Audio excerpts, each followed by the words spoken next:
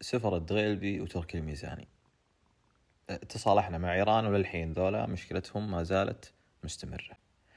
طبعا أنا ترى المعلومية ترى ضد الضجة الإعلامية اللي صارت على هذه نقول هوشة، يعني هم أكبر من الكلام هذا.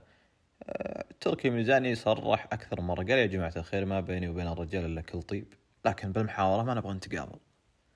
يعني الآن كل مذيع يطلع يسوي مصلح اجتماعي، الله يجزاهم خير. أنا أولكم ترى وديني أشوف محاورات تركي وسفر، يعني وديني أشوف بكرة حفلة بينهم، لكن الرجال يقول لك ما يبغى يقابله. ما أبغى يقول لك يا أخي كذا بصريح العبارة أنا إذا قابلت سفر صارت مشاكل بين الجمهور أو مشاكل بين القبيلتين، أنت تبغى تصير يعني. يقول لك الرجال ما يبيها، قاصرنا الشر قاصرنا المشاكل. نصير مثاليين طيب ونقول مثلا أرسلوا جاهية على تركي وأرسلوا جاهية على سفر، والرجال قبلوا وقالوا وبد رأس مالها ترى محاورة، إحنا ما بيننا شيء إلا بالمحاورة، ما نبغى نتقابل، لكن أبشروا تقابلنا وصار حفل بكرة مثلا، هل تتوقع إن الحماس بينهم بيصير نفس حماسهم أول؟ أترك الجواب لكم، لكن أنا أقول إن الشعراء اللي موجودين فيهم الخير والبركة، ولا أعتقد إن بالعكس. أنا أشوف تركي الحين يوم يقابل المعتق العياضي يصير حماس أكثر من أيام سفر وتركي يصير، وهذا والآن موجودة مقاطعهم وروحوا شوفوها اللي صارت قبل سنة وسنتين. ولا مثلا سفر يوم يقابل فواز العزيزي بالوقت الحالي تصير محاورات بينهم أقوى من أيام سفر وتركي.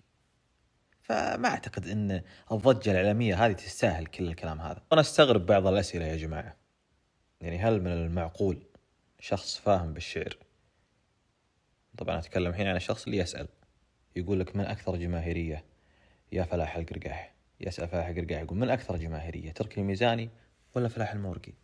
يعني بالله عليكم مثل الصورة هذه تقول رتب لي الشعراء ذولا، 3 شعراء عتبان واحد مطيري، يا أخي على الأقل حط 2 مطران 2 عتبان، حيره شوي على الأقل، شكل حط مثلا محمد السناني، وحط راشد السحيمي، وحط واصل العطياني، وحط سوار الذهب. وعلشان ما تحسبوني أنقد يا جماعة، ترى اللقاء بشكل عام جميل وأنا عجبني، خاصة قصة بالبداية قصة أخونا الشاعر ترى كيف أنه كان ميت ثم رجع للحياة.